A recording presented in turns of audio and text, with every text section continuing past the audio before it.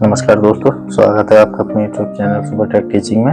चलिए हम बात करते हैं रेलवे ग्रुप डी वैकेंसी के बारे में, जिसकी जो है अभी फॉर्म ऑनलाइन किए जा रहे हैं, जिसको रेलवे ने इसकी डेट बढ़ाकर जो है 1 मार्च कर दी गई है। तो जानते हैं इसमें हमें कितनी जो है टोटल वैकेंसी दी गई है, कितनी सैलरी मिलने वाली है, क्वालिफिकेशन क्या रहती है, एज लिमिट क्या है, सिलेक्शन का प्रोसेस क्या है, ठीक है ना। इन सब बातों को हम जानते हैं। चलिए स्टार्ट करते हैं। तो हम देखते हैं कि सबसे पहले कि टोटल वैकेंसी कितनी है। तो रेलवे ग्रुप डी की टोटल वैकेंसी जो आई हुई है 32,438 है। अब बात करते हैं इसमें सैलरी क्या रहती है। इनिशियल सैलरी जो है स्टार्टिंग सैलरी जो है लगभग 30,000 रुपये इसमें जो है शुरुआत में मिलते हैं।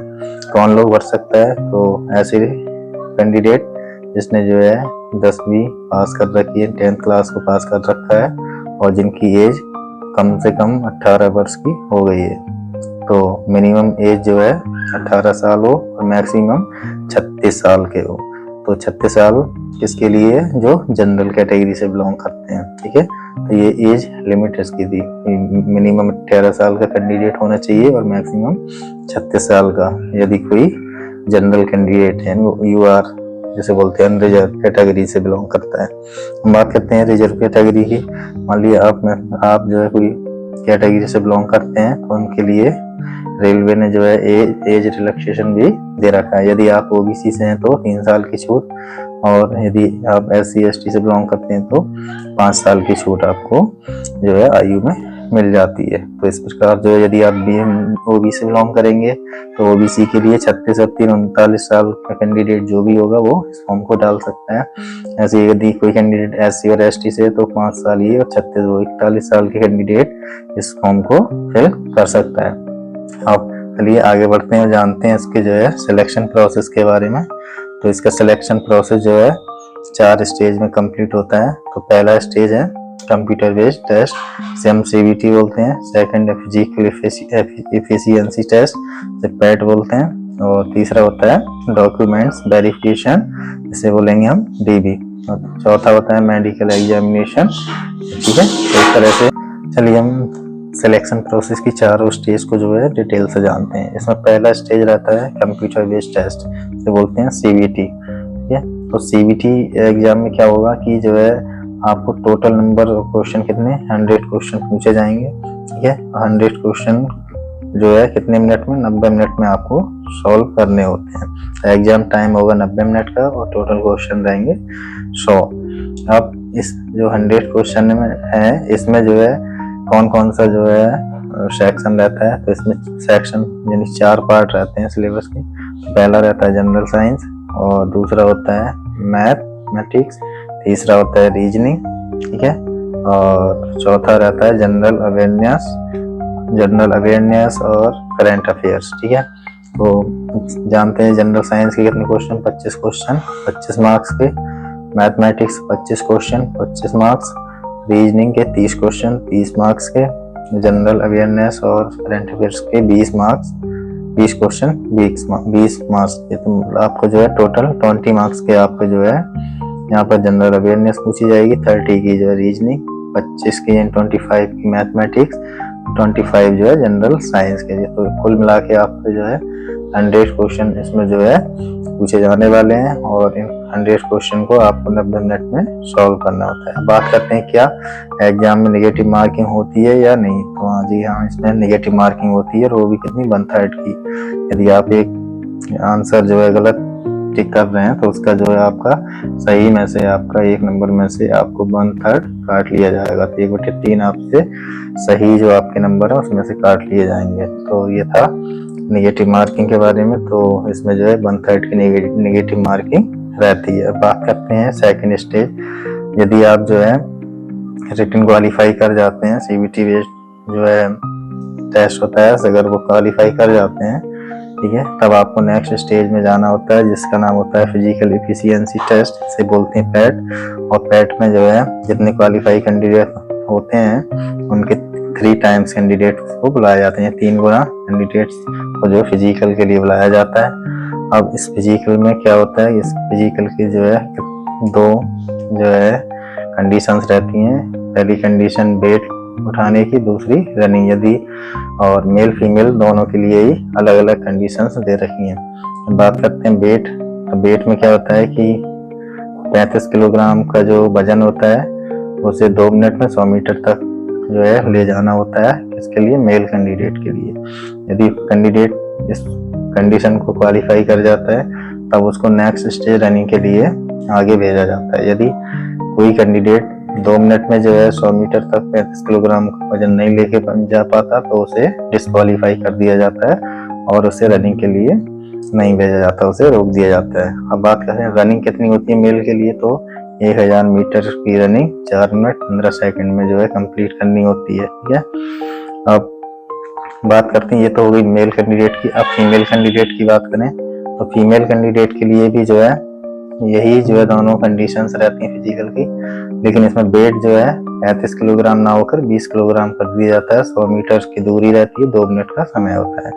जो फीमेल इस जो है कंडीशन को जो है क्वालिफाई कर जाती है उनको जो है रनिंग के लिए भेजा जाता है। और रनिंग में इसमें भी कितना 1000 मीटर की जो है रनिंग होती है, 5 मिनट 40 सेकेंड का उसमें समय दिया जाता है। तो ये था फिजिकल एफिशिएंसी टेस्ट, यानी पैट के बारे में जो फिजिकल होता है उसमें मेल फीमेल का जो है अलग अलग कंडीशन दे रखी है और इसमें जो टोटल वैकेंसी होती है उसका 3 गुना कैंडिडेट को उसमें बुलाया जाता है। ठीक है, और जब कैंडिडेट इस फिजिकल में जो है पास कर जाता है तब उसका जो है नेक्स्ट स्टेज, जैसे कि हम बताने जा रहे हैं कि डीबी और मेडिकल, उसको जो है उसके लिए आगे फॉरवर्ड कर दिया जाता है। तो देखते हैं आगे, जैसे कि लिख रखा है कि इन डॉक्यूमेंट वेरिफिकेशन तीसरा स्टेज, और जब आपका डॉक्यूमेंट्स को जो है चेक कर लिया जाता है, वेरीफाई कर लिया जाता है, तब आपको जो उसी दिन या नेक्स्ट डे आपको जो मेडिकल एग्जामिनेशन के लिए भेज दिया जाता है। जब आप ये चारों स्टेज को कंप्लीट कर लेते हैं और चारों में आप क्वालिफाई कर जाते हैं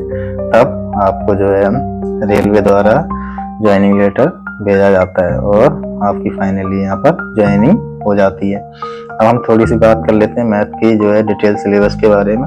तो रेलवे ने जो अपने डिटेल नोटिफिकेशन में जो है टॉपिक को दे रखा है, तो मैथ में कौन कौन से इंपॉर्टेंट टॉपिक्स हैं उन पर हम जो है चर्चा करते हैं। तो उसमें सबसे पहला है number system, BODMAS, decimals, fraction, LCM HCF, ratio and proportion, percentage, mensuration, time and work, time and distance, simple and compound interest, profit and loss, algebra, geometry and trigonometry, elementary statistics, square root, age calculation, calendar and clock, pipe and cistern etc। तो आपको जो ये जो railway ने जो अपने detail notification में maths के जो टॉपिक हैं उनको मेंशन कर रखा है, तो आपको इन्हीं टॉपिक्स से जो है तैयारी करनी है और इन्हीं को अच्छे से तैयार कर लेना है। ठीक है, बात करते हैं हम जनरल साइंस की। तो जनरल साइंस में क्या करना है कि उसमें भी जो है रेलवे ने जो है दे रखा है अपनी नोटिफिकेशन में कि जो साइंस रहेगी वो 10 स्टैंडर्ड लेवल की रहेगी, जो कि सीबीएसई पैटर्न, और सीबीएसई पैटर्न क्या एनसीईआरटी बेस्ड होता है। तो जो आपको पढ़ना है साइंस वो सिर्फ और सिर्फ एनसीईआरटी से ही पढ़ना है। तो आपको एनसीईआरटी 6 से लेके 10 और हो सके तो 11-12 की भी आप पढ़ सकते हैं, लेकिन कंपलसरी तो आप 6 से 10 तक की है, क्योंकि यहाँ पहले ही दे रखा है 10 स्टैंडर्ड लेवल तक की आपको जो है साइंस पूछी जाएगी। तो साइंस में जनरल साइंस में आपको 3 पार्ट्स में आपको पढ़ना है, physics, chemistry, life science. Life science में आपको बायोलॉजी और आपको ईवीएस के जो है चैप्टर को कवर करना होगा।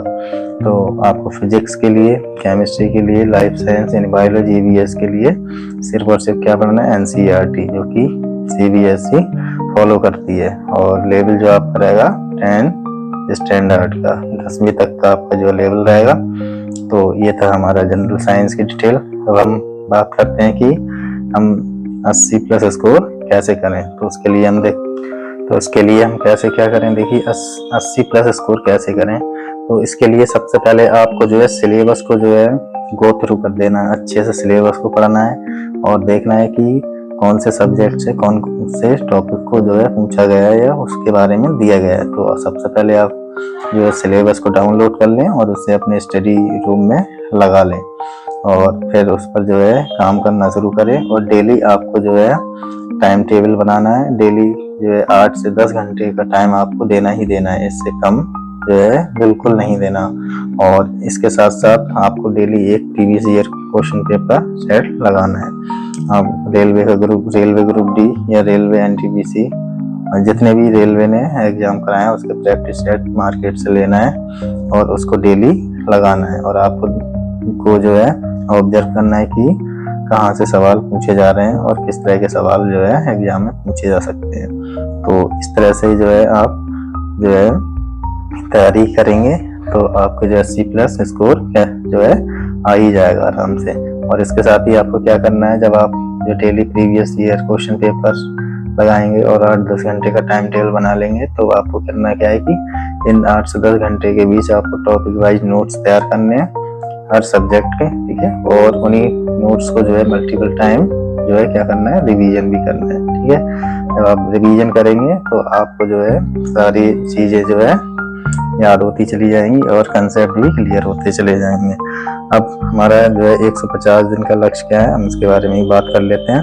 तो हमारा जो 150 दिन का लक्ष्य ये है कि हम साइंस के जो है NCERT और SCERT के हैंड रिटन जो है नोट्स की जो है डेली क्लास लेकर आने वाले हैं और जो कि बिल्कुल फ्री रहने वाली है। कोई नोट्स का जो है पेड वगैरह नहीं होने वाला है। और जो NCERT नोट्स हैं वो आपको जो है एग्जाम में एकदम रामबाण की तरह जो है काम करेंगे। और इसके लिए हमें जो है अभी से जो है तैयारी में लग जाना है। और 150 दिन का लक्ष्य है, तो हम जो है कोशिश करेंगे कि साइंस, मैथ और रीजनिंग, जीके यानी जो है आपको GA एंड CA इन सब का जो है 150 दिन में ही सारा के सारा कवर करके और रिवीजन तक जो अपने जो है कहानी पहुंचा सकें। तो यही हमारा जो है 150 दिन का लक्ष्य है कि हमारे चैनल पे जो है आपको साइंस की जो है NCERT और SCERT के हैंड